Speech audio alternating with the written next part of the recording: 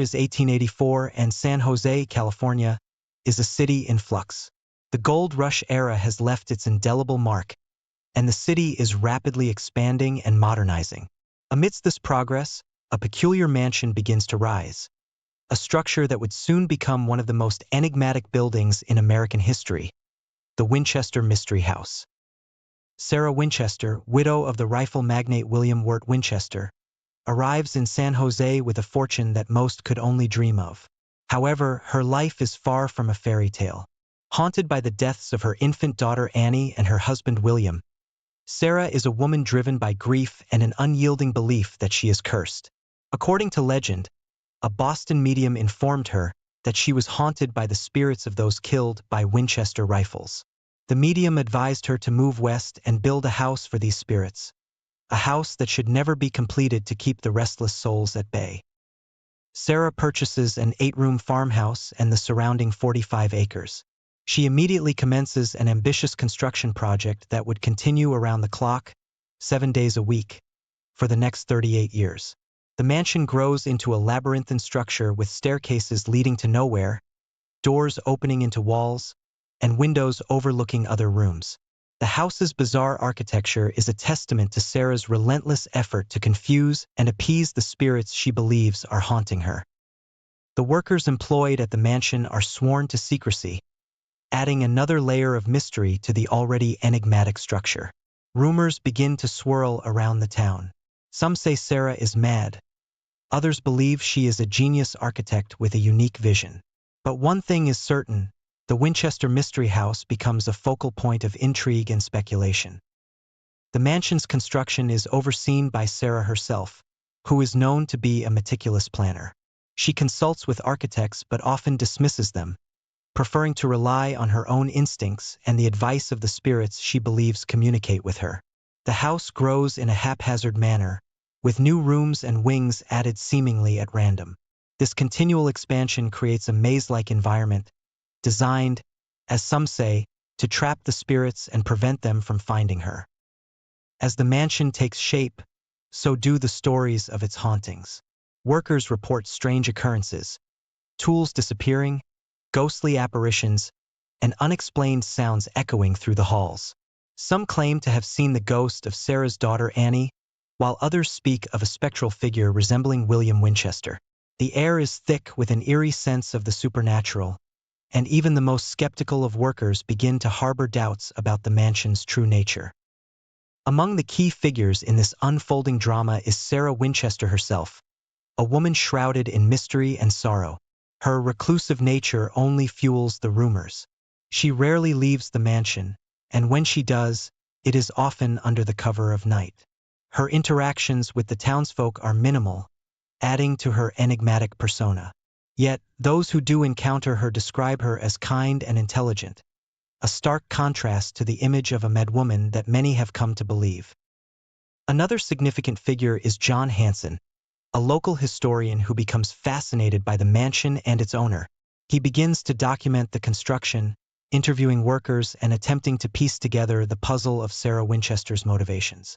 His writings provide a valuable account of the mansion's early days, though even he admits that much remains shrouded in mystery. As the mansion grows, so does its reputation. Visitors from far and wide come to catch a glimpse of the mysterious house and its reclusive owner. Some are thrill-seekers, hoping for a brush with the supernatural, while others are simply curious about the architectural oddity. The mansion becomes a tourist attraction even before its completion, with stories of hauntings and ghostly encounters drawing ever larger crowds.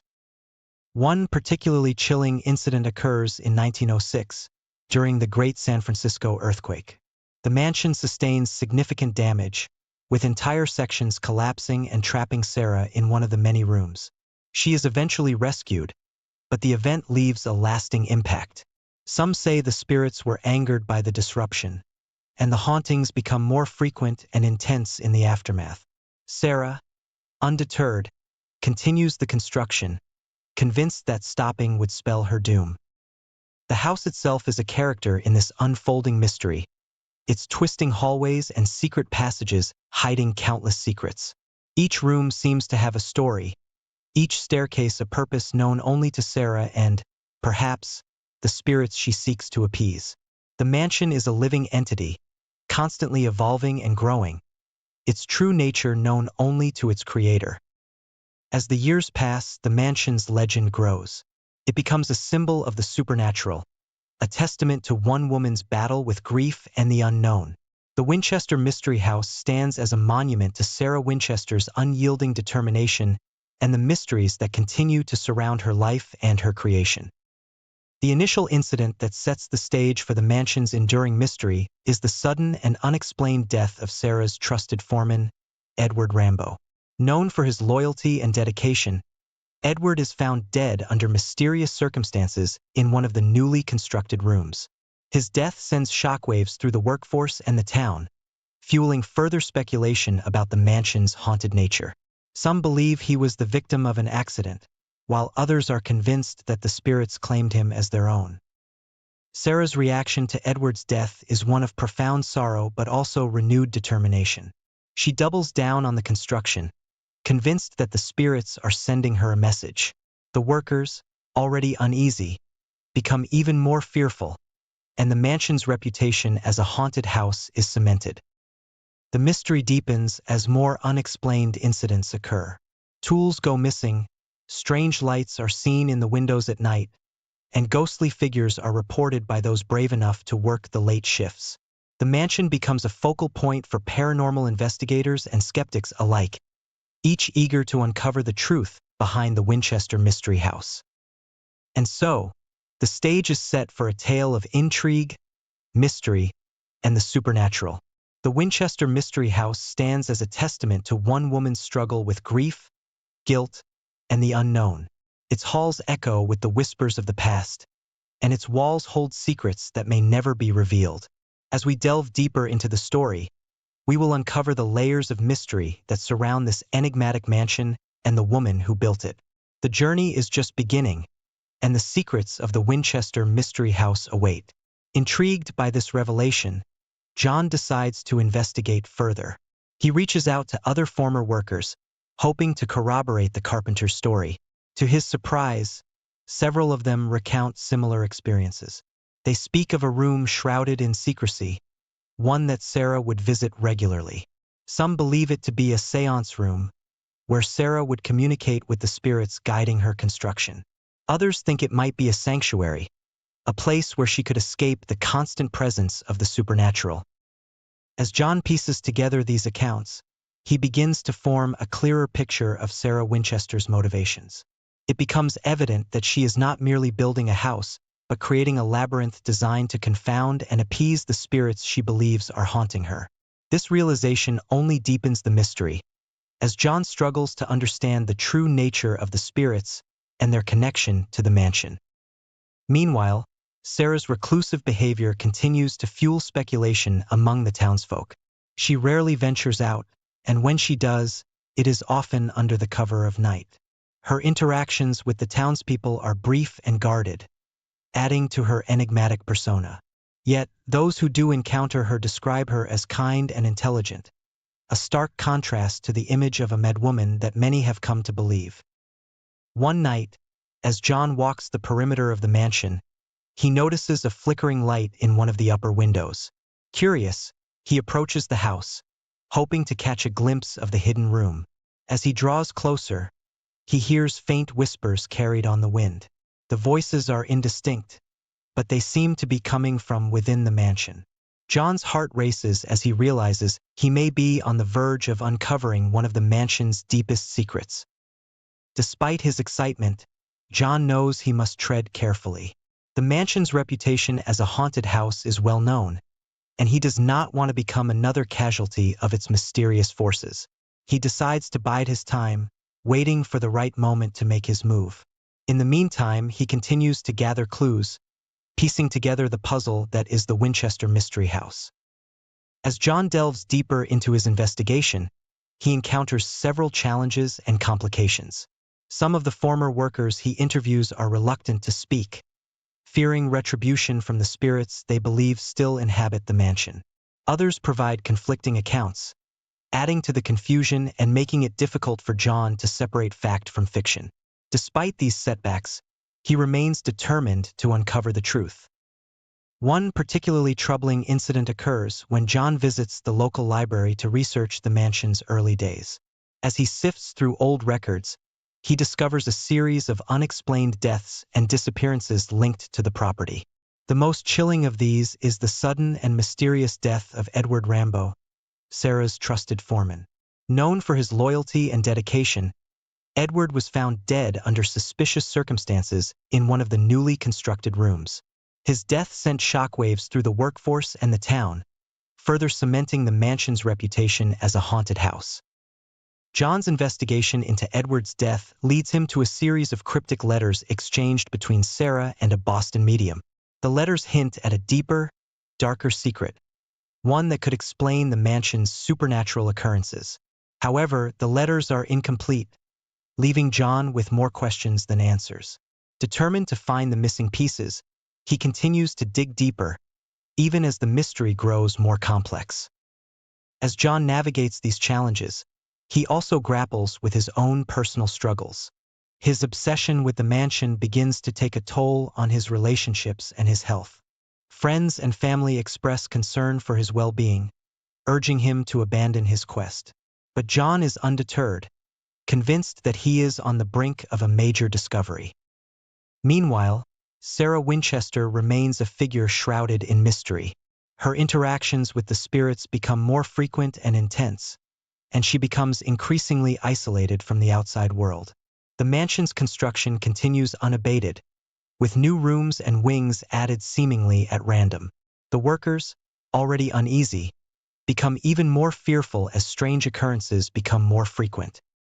One night, as John stands outside the mansion, he witnesses a chilling sight. A ghostly figure, resembling Sarah's deceased daughter Annie, appears in one of the windows. The figure gazes out at him for a moment before vanishing into the darkness. John's heart races as he realizes that the spirits are not just a figment of Sarah's imagination. They are real, and they are watching him. This encounter only strengthens John's resolve. He knows that he must uncover the truth, not just for his own sake, but for the sake of all those who have been affected by the mansion's dark presence. He redoubles his efforts, determined to piece together the puzzle and reveal the secrets hidden within the Winchester Mystery House. As the investigation intensifies, so do the challenges. John faces setbacks and misinterpretations that heighten the tension and intrigue. He uncovers clues that seem to lead nowhere, and red herrings that mislead him at every turn. Yet, he remains undeterred, driven by a relentless desire to uncover the truth. The mansion itself seems to conspire against him, its twisting hallways and secret passages hiding countless secrets. Each room holds a story, each staircase a purpose known only to Sarah and, perhaps, the spirits she seeks to appease. The house is a living entity, constantly evolving and growing, its true nature known only to its creator. As John delves deeper into the mystery, he begins to realize that the true key to understanding the mansion lies not in its physical structure, but in the mind of its creator.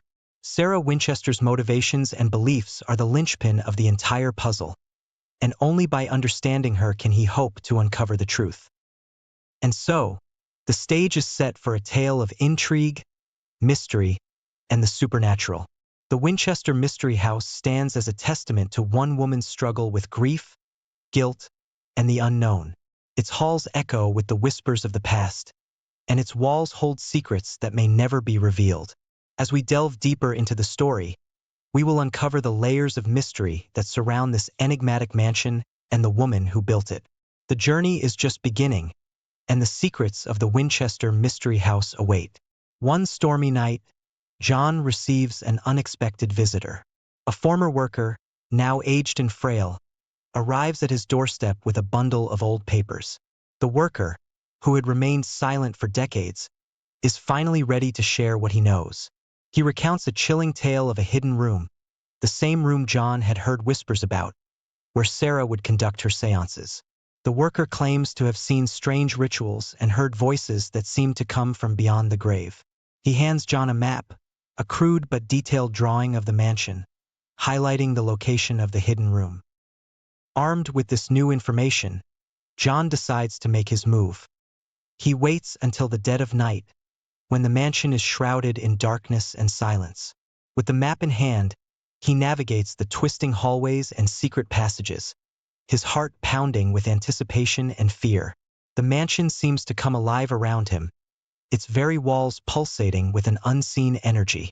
Shadows flicker at the edge of his vision, and the air is thick with an oppressive sense of dread. Finally, he reaches the door to the hidden room. It is an unassuming wooden door, almost indistinguishable from the others in the mansion. But as John approaches, he feels a chill run down his spine. He takes a deep breath, steeling himself for whatever lies beyond, and pushes the door open. The room is dimly lit by a single flickering candle, casting eerie shadows on the walls. In the center of the room stands a table, covered in a faded velvet cloth. On the table are various objects, a crystal ball, a set of tarot cards, and an old leather-bound book. John steps closer, his eyes drawn to the book. Its cover is embossed with strange symbols, and as he opens it, he realizes it is Sarah's journal. The journal is filled with entries detailing her interactions with the spirits. She writes of her grief and guilt, her desperate attempts to appease the restless souls she believes are haunting her. She describes the seances in vivid detail, the voices she heard, and the messages they conveyed. As John reads, he begins to understand the depth of Sarah's torment. She was a woman driven to the brink by her own fears and the weight of her husband's legacy. But the final entries are the most disturbing. Sarah writes of a dark presence, a malevolent force that seemed to grow stronger with each passing year. She speaks of visions of her deceased daughter, Annie, and her husband, William, their faces twisted in anguish. She describes how the spirits demanded more and more from her, pushing her to continue the construction of the mansion in a futile attempt to contain them. As John reads the final entry, he feels a sudden, overwhelming sense of dread. The words on the page seem to blur and shift, and the room grows colder. He looks up, and to his horror, he sees the ghostly figure of Sarah Winchester standing before him. Her eyes are filled with sorrow and despair, and she reaches out a trembling hand towards him. John is paralyzed with fear, unable to move or speak. The ghostly figure of Sarah steps closer, and he can feel the chill of her presence. She whispers a single word, "Help," before fading into the shadows. Shaken to his core, John realizes that Sarah's spirit is still trapped within the mansion, bound by the very forces she sought to control. He knows that he must find a way to release her, to bring peace to her tortured soul. But how? As he contemplates his next move, he hears a faint sound, like the rustling of leaves. He turns to see the ghostly figure of Annie, standing in the doorway. She beckons to him, and he follows her through the darkened halls of the mansion. She leads him to a small, hidden alcove, where a single candle burns brightly. In the alcove, John finds a set of old, weathered letters. They are addressed to Sarah, written by the Boston medium who had first told her of the spirits. The letters contain detailed instructions on how to conduct a final ritual, one that could potentially free the trapped souls within the mansion. Determined to see this through, John gathers the necessary items and returns to the hidden room. He sets up the ritual as described in the letters, his hands shaking with a mix of fear and anticipation. As he begins to chant the incantations, the room grows colder, and the shadows seem to close in around him. Suddenly, the air is filled with a cacophony of voices, whispering and wailing in a language he cannot understand. The candle flickers wildly, casting eerie shadows on the walls. John feels a powerful force pulling at him, threatening to overwhelm him. But he presses on, determined to see the ritual through to the end. As the final words of the incantation leave his lips, there is a blinding flash of light. The voices fall silent, and the room is plunged into darkness. For a moment, John fears that he has failed. But then he feels a gentle warmth enveloping him, and he knows that the spirits have been released.